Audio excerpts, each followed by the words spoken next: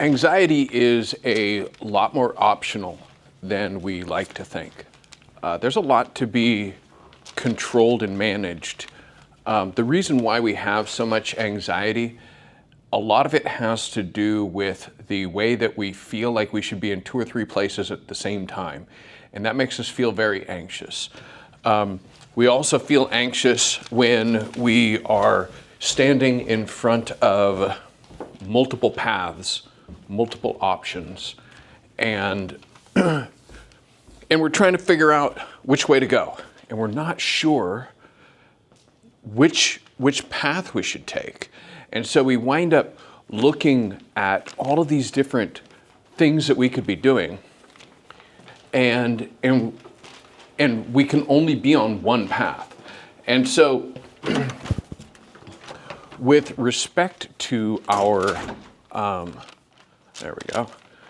with respect to our lives, sometimes we are at work thinking about home and something that we want to do at home. Other times we are at home thinking about work, and it makes us anxious.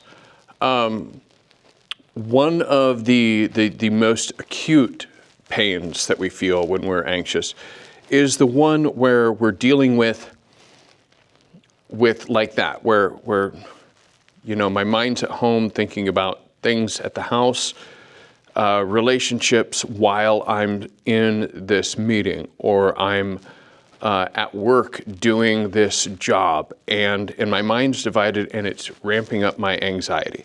But another one that is very common that we deal with is one where we're sitting around thinking about, we get a great thought, and we're like, okay, I'm going to take a mental note, right? And we think, okay, don't forget this thought, don't forget this thought. We don't actually say that, but that's the way that we're kind of doing things. Okay, don't forget this thought. That was a really great idea. I don't want to lose track of that. And we wind up,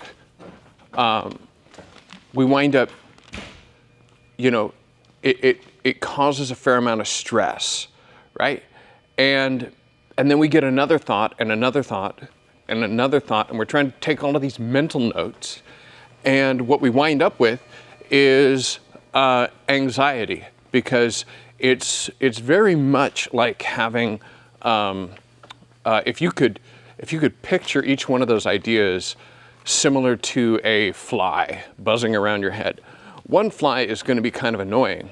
2, 3, 4, but there's this place where all of a sudden it becomes anxious. It makes you anxious. And when you're dealing with life, it isn't this anxiety that is acute. It's this feeling burdened, this vague sort of a pain, right? So you got a pain where somebody, you bump into something sharp, and then there's another kind of pain where you fall down and you bang yourself into something, and it's more of a larger, dull pain, but it still sucks a lot of energy out of you because it hurts, right? And the thing that we can do with some of this stuff is just when we get ideas, having a notepad where you just write down ideas that you trust is a really great way of dealing with some of that anxiety, right? Dealing with some of that stress. When, there's another way that we get anxiety is we wind up with, we're looking at all of these different skills that we need to develop. My work needs me to develop this skill and this skill and this skill. I need to develop this thing at home with my spouse. I need to work on this with my kids. I need to do this and that. And all of these things, we start thinking about all of these things. And one of the examples that we can pull from is the seasons right? It's not always a season to plant. It's not always a season to harvest or grow or to till, or, winter comes and you can't really do a whole lot.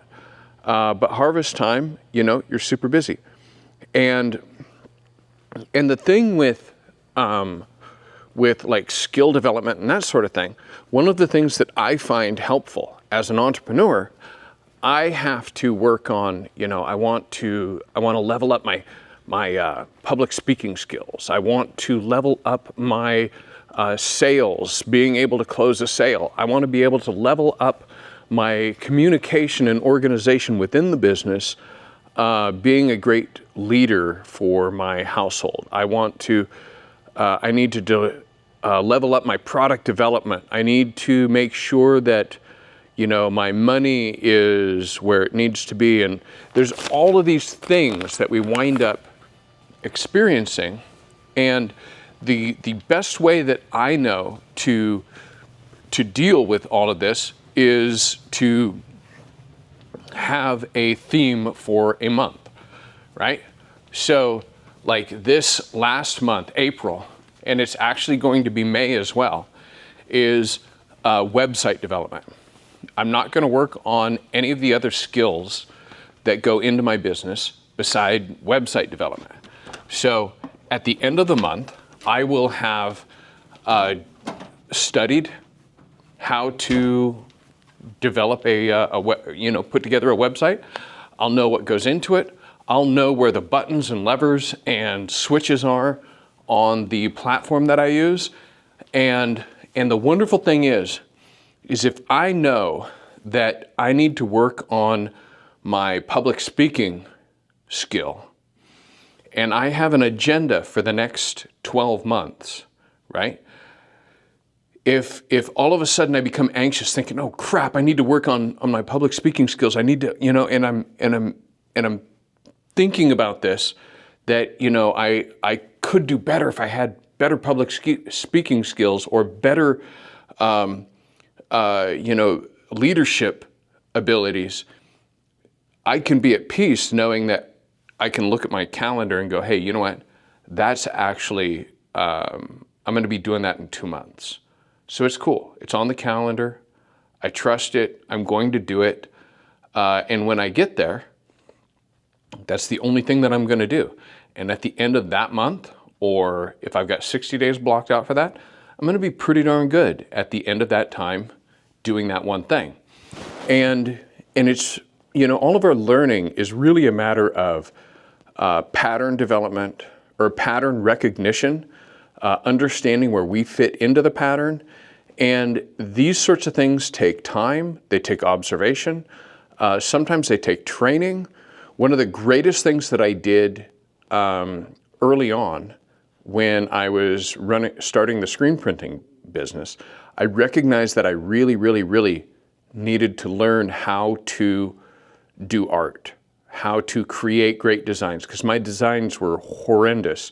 And I knew that my customers were going to require me to help them out from time to time. And so one of the things that I did that was super helpful in developing this skill was I spent 60 days straight where I was sitting down in front of the computer every morning for 2 months. And I would open up the software for editing pictures, and then I would go to buckle.com, which is a store that sells designs that I liked, and I would scroll through their shirts, pick out one, and then I would drop it into the editor and begin making a version of that. And as I'm going through and I'm making a version of this, and I'm doing this morning after morning after morning, and I'm looking at my design and I'm looking at their design and mine and theirs, and I'm like, why does their design still look way more cool than mine? And that's when I would notice things like, oh, they put a texture in the background. And I didn't realize how that empty space was taking away from my design. Or I would look at it and say, oh, you know what? They are, that text actually isn't centered, but if it is perfectly centered, it creates a void and makes the art appear to be off center. So what I need to do is be okay with managing the weight of the art. But the thing is that it's only through repetition and focus. And so you need to make it so that the things that are going to distract you and pull you away are removed as best as you can, which in this case here, this example, I was focused on just doing this. I had a set time every morning where I would spend 1 hour every morning, so 5 hours a week. And there came this point toward the end of the 60 days where the amount of work that I was able to get done in 1 hour, I was able to get, maybe 1.5 designs, maybe 2 designs done in that 1 hour. And they were much better because I was spending time focused and dialed in on that one thing.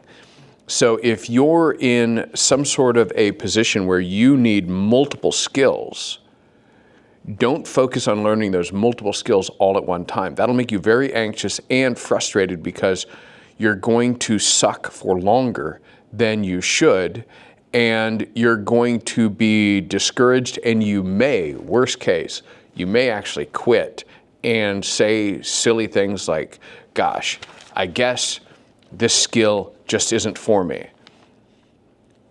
It's just a pattern. It's just a pattern. And one of the leading causes of people quitting and giving up is trying to learn 5 languages all at one time. And a language is just a pattern. And all of our communication is just a pattern. And managing books and cooking and all of these different things. Our lives are just loaded with patterns. And it isn't until we sit down and we get focused, and the leading cause of not being focused is that anxiety that we should be somewhere else. We should be doing something else, and that's what takes away from our ability to learn and develop and that sort of thing. So this is also, one of the things that I will also say is that I can point to coaching as being one of those things that was extremely helpful to me because it cut my time way, way, way down. If you use an example like marriage, right? You got 2 people trying to learn patterns on the same piano, right? So they're both trying to learn each other while they're doing this. And if they were raised in homes where this all made sense and they're all playing by the same rules and all of these different things, then it's much easier. But most of us weren't raised in homes that were super similar. Most of us had different models. And so we are trying to figure this stuff out. And it is way, way, way more time efficient, effective, and fruitful if we do something like get I don't want to say a marriage coach, but a marriage coach, somebody that can sit down with us and have discussions with us, and we can essentially listen to the other one talk to the coach. These have been some of the most effective and helpful times when my wife and I have gone to a marriage counselor or coach or whatever you want to call them. And my point being is that it's easier to learn the patterns when you have a mutual rule, or a mutual set of rules for how you're going to do things. Okay, so with that, hopefully I've given you a couple of pointers, things that caught on. If there's something that I said that was especially helpful, I would appreciate it if you would just tell me what that thing is, because I know what's worked well for me, and I know that not everybody is like me. And I know that when I hear from somebody and they say, hey, that was super helpful for me, I will pay more attention to that, and I'll probably create more information about that. And hey, it will develop a pattern for me. Some feedback will develop some patterns for me, so that I can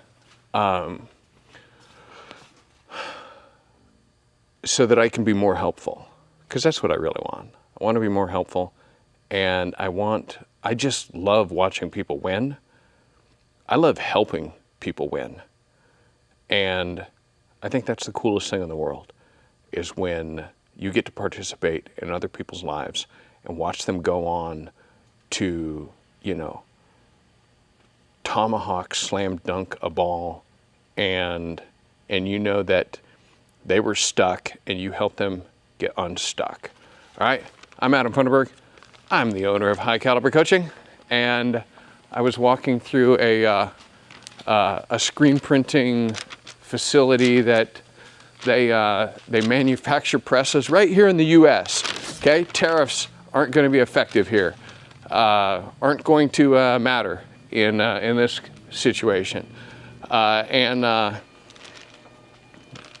anyway, yeah, makes for a heck of a backdrop, huh? I'll catch y'all later. Bye-bye.